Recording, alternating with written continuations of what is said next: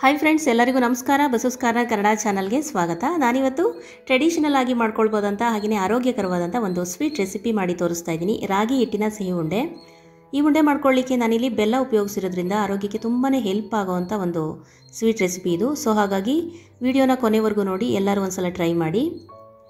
ಹಾಗಿದ್ರೆ ಬನ್ನಿ ಇವಾಗ ರೆಸಿಪಿ ಮಾಡೋ ವಿಧಾನನ ನೋಡ್ಕೊಳ್ಳೋಣ. ಫ್ರೆಂಡ್ಸ್, ಅದಕ್ಕಿಂತ ಮುಂಚೆ ಇನ್ನೂ ಯಾರೆಲ್ಲ ನನ್ನ ಚಾನಲ್ನ ಸಬ್ಸ್ಕ್ರೈಬ್ ಮಾಡಿಲ್ಲ, ದಯವಿಟ್ಟು ಚಾನಲ್ನ ಸಬ್ಸ್ಕ್ರೈಬ್ ಮಾಡಿ ನನಗೆ ಸಪೋರ್ಟ್ ಮಾಡಿ. ಹಾಗೆ ಪಕ್ಕದಲ್ಲಿ ಕಾಣುವಂಥ ಬೆಲ್ ಐಕನ್ನ ಪ್ರೆಸ್ ಮಾಡಿ. ಇಲ್ಲಿ ನಾನು ಒಂದು ಮಿಕ್ಸಿ ಜಾರ್ ತೊಗೊಂಡಿದ್ದೀನಿ. ಇದಕ್ಕೆ ಇವಾಗ 1/4 ಕಪ್ಪಷ್ಟು ಕಡಲೆಬೀಜನ ಹಾಕೊಳ್ತಾ ಇದ್ದೀನಿ. ಕಡಲೆಬೀಜ ಅಂದರೆ ಉರ್ದಿ ಚಿಪ್ಪೆ ತೆಗೆದಿರೋವಂಥ ಕಡಲೆಬೀಜ ಇದು. ಇದನ್ನ ಇವಾಗ ಒಂದು ಸುತ್ತು ಬ್ಲೆಂಡ್ ಮಾಡ್ಕೊಂಡಿದ್ದೀನಿ. ಇದಕ್ಕೆ ಇವಾಗ 2 ಟೇಬಲ್ ಚಮಚದಷ್ಟು ಹುರ್ಗಡ್ಲೆ ಹಾಗೆಯೇ 1/4 ಕಪ್ಪಷ್ಟು ಕೊಬ್ಬರಿ ತುರಿನ ಸೇರಿಸ್ಕೊಳ್ತಾ ಇದ್ದೀನಿ. ಇದನ್ನು ಮತ್ತೆ ಇವಾಗ ಒಂದು ಸುತ್ತು ಬ್ಲೆಂಡ್ ಮಾಡ್ಕೊಳ್ಬೇಕು. ಈ ಥರ ತರಿಯಾಗಿ ಪೌಡ್ರ್ ಮಾಡಿಕೊಂಡ್ರೆ ಸಾಕು. ಇವಾಗ ಇಲ್ಲಿ ಒಂದು ಪ್ಯಾನ್ ತಗೊಂಡು ಇದಕ್ಕೆ 1 ಕಪ್ಪಷ್ಟು ರಾಗಿ ಹಿಟ್ಟನ್ನು ಸೇರಿಸ್ಕೊಳ್ತಾ ಇದ್ದೀನಿ. ಹುರಿನ ಮೀಡಿಯಮ್ ಟು ಲೋ ಫ್ಲೇಮ್ನಲ್ಲಿ ಇಟ್ಕೊಂಡು ರಾಗಿ ಹಿಟ್ಟನ್ನು ಚೆನ್ನಾಗಿ ಹದವಾಗಿ ಹುರ್ಕೊಳ್ಬೇಕು. ಒಂದು 2 ರಿಂದ 3 ನಿಮಿಷ ರಾಗಿ ಹಿಟ್ಟನ್ನು ಫಸ್ಟು ಚೆನ್ನಾಗಿ ಹುರಿಬೇಕು. ಕೈ ಬಿಡ್ದಾಗೆ ತಿರುಗಿಸ್ತಾ ಇರಬೇಕು, ಇಲ್ಲಾಂದರೆ ಕೆಳಗಡೆ ಎಲ್ಲ ಸೀದೋಗ್ಬಿಡುತ್ತೆ.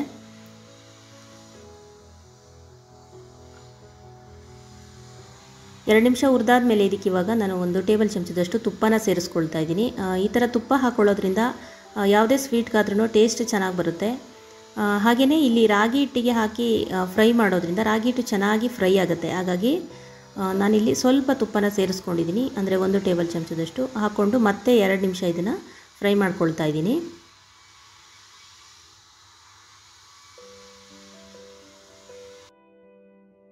ಅದು ಚೆನ್ನಾಗಿ ಘಮ ಬರುತ್ತೆ ರಾಗಿ ಹಿಟ್ಟು, ಅಲ್ಲಿವರೆಗೆ ಫ್ರೈ ಮಾಡ್ಕೊಳ್ಬೇಕು. 2 ನಿಮಿಷ ಫ್ರೈ ಮಾಡಿ ಆದಮೇಲೆ ಇದಕ್ಕೆ ಇವಾಗ 1 ಟೇಬಲ್ ಚಮಚದಷ್ಟು ಬಿಳಿ ಎಳ್ಳನ್ನು ಸೇರಿಸ್ಕೊಳ್ತಾ ಇದ್ದೀನಿ. ಬಿಳಿ ಎಳ್ಳು ಅಥವಾ ಕಪ್ಪೆಳ್ಳು ಯಾವುದಾದ್ರೂ ಸೇರಿಸ್ಕೊಳ್ಬೋದು. ಎಳ್ಳು ಹಾಕಿದ ಮೇಲೆ ಮತ್ತೆ ಇದನ್ನು 1 ನಿಮಿಷ ಈ ಥರ ಫ್ರೈ ಮಾಡ್ಕೊಳ್ಳಿ. ನೋಡಿ, ಇವಾಗ ಇದು ಚೆನ್ನಾಗಿ ಹುರಿದಿದ್ದೀನಿ. ಇವಾಗ ಹುರಿದಿರೋ ಅಂಥದ್ದು ಹಿಟ್ಟನ್ನು ಬೇರೆ ಸಪ್ರೇಟ್ ಒಂದು ಪ್ಲೇಟಿಗೆ ಹಾಕ್ಕೊಳ್ತಾ ಇದ್ದೀನಿ.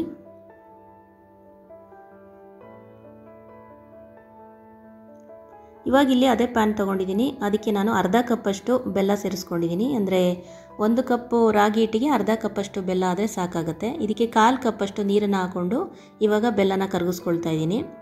ಬೆಲ್ಲ ಬೇಕಿದ್ರೆ ನಿಮಗೆ ಇನ್ನು ಸ್ವಲ್ಪ ಹಾಕ್ಕೊಳ್ಬೋದು, 3/4 ಕಪ್ವರೆಗೂ ಹಾಕ್ಕೊಳ್ಬೋದು. ನಾನಿಲ್ಲಿ ಅರ್ಧ ಕಪ್ಪಷ್ಟೇ ಹಾಕಿದ್ದೀನಿ, ಸಾಕಾಗುತ್ತೆ.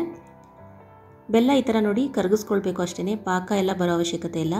1 ನಿಮಿಷ ಈ ಥರ ಬೆಲ್ಲ ಮತ್ತು ನೀರನ್ನು ಕುದಿಸಿದ್ರೆ ಸಾಕು, ಬೆಲ್ಲ ಎಲ್ಲ ಕರಗುತ್ತೆ. ಇದನ್ನು ಆಫ್ ಮಾಡಿದ್ದೀನಿ. ಇಲ್ಲಿ ರೆಡಿ ಮಾಡಿ ಇಟ್ಕೊಂಡಿರೋಂಥ ರಾಗಿ ಹಿಟ್ಟಿಗೆ ಹುರ್ಗಡ್ಲೆ ಮತ್ತು ಕಡಲೆ ಬೀಜದ ಪುಡಿನ ಸೇರಿಸ್ಕೊಳ್ತಾ ಇದ್ದೀನಿ.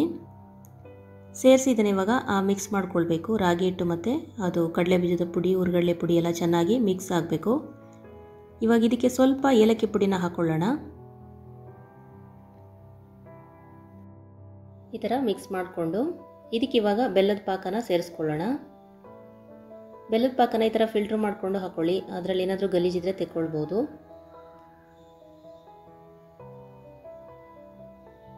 ಇವಾಗ ಇದನ್ನು ಒಂದು ಸ್ಪೂನ್ ಸಹಾಯದಿಂದ ಮಿಕ್ಸ್ ಮಾಡ್ಕೊಳ್ಬೇಕು. ಬೆಲ್ಲದ ಪಾಕ ಬಿಸಿ ಇರುತ್ತೆ ತುಂಬ, ಹಾಗಾಗಿ ಕೈಯಲ್ಲಿ ಮುಟ್ಟೋದು ಬೇಡ. ಈ ಥರ ಸ್ಪೂನಲ್ಲೇ ಫಸ್ಟು ಮಿಕ್ಸ್ ಮಾಡ್ಕೊಳ್ಬೇಕು. ರಾಗಿ, ಬೆಲ್ಲ ಇದೆಲ್ಲ ಹಾಗೆಯೇ ಎಳ್ಳು, ಕೊಬ್ಬರಿ ಎಲ್ಲ ಇರೋದ್ರಿಂದ ಇದು ತುಂಬಾ ಹೆಲ್ದಿ ಆದಂಥ ಒಂದು ಸ್ವೀಟ್ ರೆಸಿಪಿ. ಅದರಲ್ಲೂ ಹೆಣ್ಮಕ್ಳಿಗೆ ತುಂಬಾ ಹೆಲ್ಪ್ ಆಗುವಂಥ ಒಂದು ರೆಸಿಪಿ ಇದು. ಈ ಥರ ಕೈನಲ್ಲಿ ಮಿಕ್ಸ್ ಮಾಡ್ಕೊಳ್ಬೋದು. ಈ ಥರ ನೀಟಾಗಿ ನಾದಿ ಕಲಿಸ್ಕೊಂಡು ಒಂದೊಂದು ಚಿಕ್ಕ ಚಿಕ್ಕ ಉಂಡೆಗಳ ಗಾತ್ರಕ್ಕೆ ಮಾಡಿಟ್ಕೊಳ್ಬೋದು. ಮಾಡಿಟ್ರೆ ಡೈಲಿ ಒಂದೊಂದು ಮಕ್ಕಳಿಗೆ ಕೊಡ್ಬೋದು. ಇವಾಗಿನ ಮಕ್ಕಳಂತೂ ರಾಗಿ ಐಟಮ್ ಎಲ್ಲ ಹೆಚ್ಚಿಗೆ ತಿನ್ನೋದಿಲ್ಲ. ಅಂದರೆ ಮುದ್ದೆ ಅಥವಾ ರೊಟ್ಟಿ ಆ ಥರ ಮಾಡಿಕೊಟ್ರೆ ಮಕ್ಳಿಗೆ ಅಷ್ಟೊಂದು ಇಷ್ಟ ಆಗಲ್ಲ.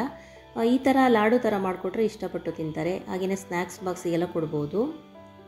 ನೋಡಿ, ಪರ್ಫೆಕ್ಟ್ ಆಗಿರೋವಂಥ ರಾಗಿ ಸಿಹಿ ಲಾಡು ರೆಡಿ ಆಯಿತು. 5 ನಿಮಿಷ ಆರಿದ ಮೇಲೆ ಇದನ್ನು ಈ ಥರ ಕಟ್ ಮಾಡಿ ತೋರಿಸ್ತಾ ಇದ್ದೀನಿ. ನೋಡಿ ಎಷ್ಟೊಂದು ಈಸಿಯಾಗಿ ಕಟ್ ಆಗ್ತಾ ಇದೆ. ಇದೇ ಥರ ಸಾಫ್ಟಾಗಿ ಇರುತ್ತೆ. ನಾವಿದನ್ನು ವಾರದಿಂದ 15 ದಿನದವರೆಗೂ ಸ್ಟೋರ್ ಮಾಡ್ಬೋದು. ಚೆನ್ನಾಗಿ ಎಲ್ಲ ಹುರಿದಿರೋದ್ರಿಂದ ಏನೂ ಕೆಡೋದಿಲ್ಲ. ಇದು ಒಂದು ಏರ್ ಟೈಟ್ ಬಾಕ್ಸ್ ಅಲ್ಲಿ ಹಾಕಿ ಇಡ್ಬೋದು. ಓಕೆ ಫ್ರೆಂಡ್ಸ್, ರೆಸಿಪಿ ಎಲ್ಲರಿಗೂ ಇಷ್ಟ ಆಯಿತು ಅಂದ್ಕೊಂಡಿದ್ದೀನಿ. ಇಷ್ಟ ಆಗಿದರೆ ಪ್ಲೀಸ್ ನಮ್ಮ ಚಾನಲ್ನ ಸಬ್ಸ್ಕ್ರೈಬ್ ಮಾಡಿಕೊಂಡು ಹಾಗೆಯೇ ವಿಡಿಯೋಗೆ ಒಂದು ಲೈಕ್ ಕೊಟ್ಟು ನನಗೆ ಸಪೋರ್ಟ್ ಮಾಡಿ. ಮುಂದಿನ ರೆಸಿಪೀಸ್ನೊಂದಿಗೆ ಮತ್ತೆ ಸಿಗ್ತೀನಿ. ಅಲ್ಲಿವರೆಗೂ ಕೀಪ್ ವಾಚಿಂಗ್. Thank you.